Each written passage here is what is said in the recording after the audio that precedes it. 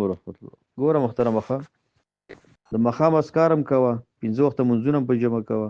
که د چا بدن کې پیرینی او که سحري او که څوک د چا سترګو والی، دا ټول ګوره حقایق دی او دا کیږي. د دې نورو کوششونو د اسکارو سره سره یو بل کار ډیر مهم دی، هغه دا دی روزانه د 200 کرتو نه ډیر د قران کریم اخیری 2 سورتونه وایا، سورۃ الفلق او ناس، مخکې وروسته هم ته درود یو لس اسکراتي وایا، روزانه وایا.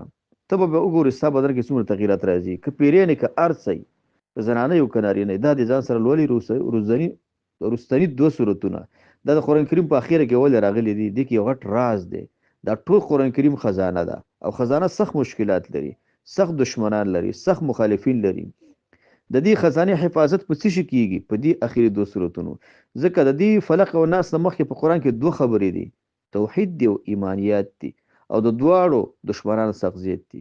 د دې دشمنانو نه حفاظت په څه کیږي؟ په فلق او په ناس کیږي. به دا دوه ډیر لولای، ان شاء الله ډیر خیرونه. وعلیکم السلام.